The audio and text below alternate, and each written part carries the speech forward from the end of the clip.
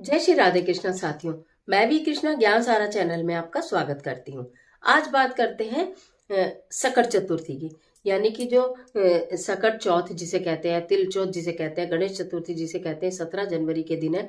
इस दिन तिल और गुड़ से की छोटी छोटी गोली बनाकर हम ऐसा क्या उपाय करें कि भगवान गणपति की कृपा हमारे और हमारे बच्चे के ऊपर बरसे, बच्चे के जीवन में आ रहे कष्ट दुख परेशानी सदैव के लिए दूर हो जाए। आज की वीडियो में यही जानकारी लेकर आपके बीच में, चलिए झटपट वीडियो प्रारंभ कर लेते हैं। लेकिन उससे पहले चैनल पर नया है तो चैनल को सब्सक्राइब कर लीजिएगा और बेल आइकन का बटन भी प्रेस करिएगा, जिससे आने वाली वीडियोस का नोटिफिकेशन आपको मिलता रहे। मैं बात कर रही हूँ सकट चौथ की, मैं बात कर रही हूँ 17 जनवरी की, मैं बात कर रही हूँ माताओं की जो कि अपने बच्चों की खुशहाली के लिए इस दिन निर्जल और निराहार व्रत रखा करती हैं। इस दिन हम बहुत सारे, मैंने प्रीवियस वीडियो में आपको बिल्कुल पूजा की सरल विधि, पूजन की सामग्री, चंद्रोदय का समय आदि, शुभ योग सब कुछ बताया। आशा करती हूँ वीडियो आपने वो देखी होगी और आपको उससे लाभ भी मिलेगा। आज तो सिर्फ उपाय की बात कर लेते हैं। इस दिन देखिए, बच्चों की कामयाबी के लिए, बच्चों की खुशहाली के लिए, बच्चों की तरक्की के लिए, बच्चों के ऊपर आने वाले संकटों को दूर करने के लिए हम ये कार्य किया करते हैं। अगर आपके बच्चे पास में रहते हैं तो बहुत अच्छी बात है, पास में नहीं रहते, कहीं पढ़ाई के लिए दूर गए हुए हैं, तो भी आप इस कार्य को करेंगे।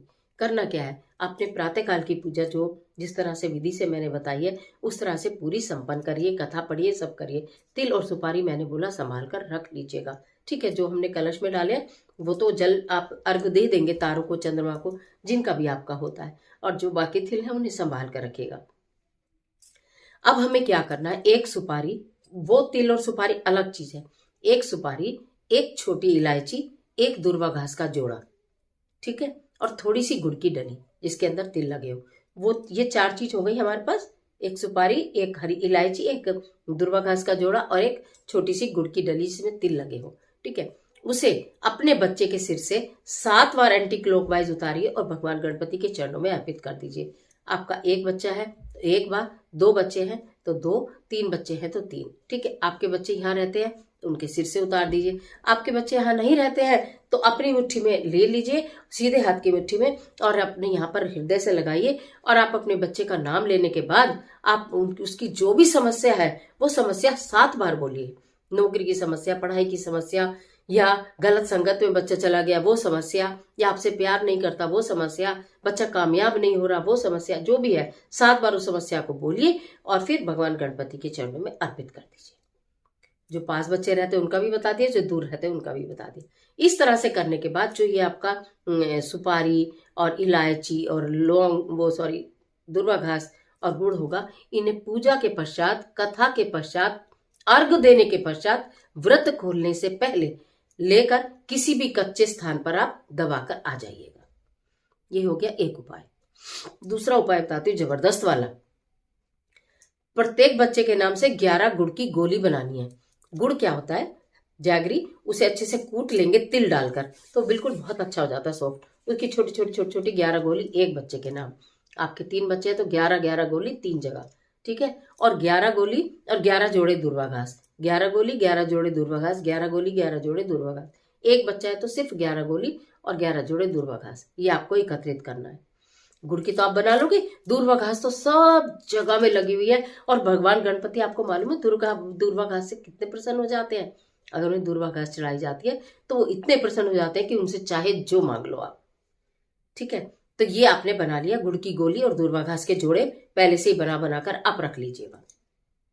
संध्या समय में, संध्या समय में आपका बच्चा अगर आपके पास रहता है, आपका कहना मानता है, आपके साथ पूजा में बैठता है, वैसे तो मैं आपको बताऊं, जब भी आप कोई भी पूजा करें, बच्चों को पूजा में जरूर शामिल कीजिए। थोड़ी देर के लिए, ज्यादा देर नहीं बैठे तो बोले थोड़ी देर के लिए आ जाओ, अच्छा आरती के समय आ जाओ, अच्छा सिर्फ संकल्प के समय आ जाओ। ऐसे बच्चों का ध्यान हमें पूजा की तरफ आकर्षित करना है, ठीक है। तो छोटे बच्चे हैं तो आपका कहना मानकर बैठ जाएंगे, और नहीं बैठ रहे हैं बड़े बच्चे तो उन्हें चाहे पल भर के लिए बुलाइए, पर भगवान के दर्शन के लिए उस समय जरूर बुलाइए जिस समय आप अपने बच्चे के निमित्त पूजा और उपाय कर रही हो, ठीक है। फिर आपने क्या करना है, अगर बच्चा है पास में तो बहुत अच्छी बात है। बच्चा पास में अगर किसी वजह से नहीं है तो आपने अपने बच्चों के नाम से बना लिए ना। 2 बच्चे हैं तो 2 जगह 11 गोली 11 जोड़े, 11 गोली 11 जोड़े आपने अलग अलग प्लेट में रख लिए।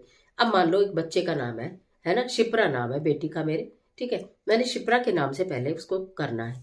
एक जोड़ा दूर्वा घास का लीजिए, एक गुड़ का लड्डू लीजिए छोटा सा जो आपने बनाया है तिल वाला, ठीक है। उसे हाथ में लेके ओम नमो भगवते गजाननाय नमः, ओम नमो भगवते गजाननाय नमः जाप करके आपको उसको रख देना है। इसी तरह 11 गोली और 11 दूर्वाघास मंत्र के साथ भगवान श्री गणेश जी के चरणों में आपको अर्पित कर देने हैं।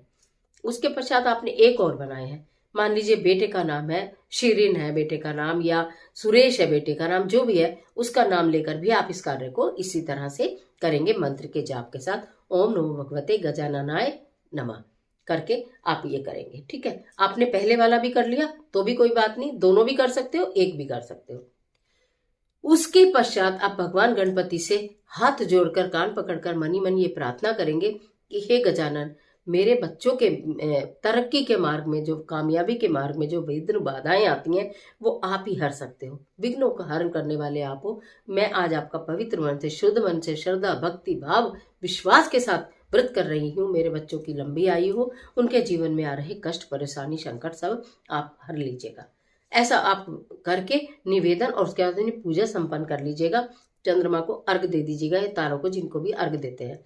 ये काव्य आपको कथा के बाद भी आप कर सकते हो। जब आपने कथा आरती सब कर ली उसके बाद भी कर सकते हो, उससे पूर्व भी कर सकते हो, ये आपकी इच्छा है।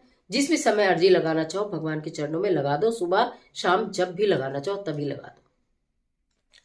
उसके पश्चात फिर वो सब दूर्वा घास के जोड़े और जो गुड़ की डली है, तिल लगी हुई गुड़ की डली, उन्हें ले जाकर आपको पीपल वृक्ष के नीचे जड़ में मिट्टी खोद कर दबा देना है।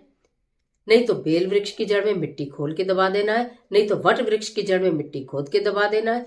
मतलब कहीं भी किसी, जो भी आपको अशोक का पेड़ मिले, जो भी मिले, कोई विशाल काय पेड़ मिले।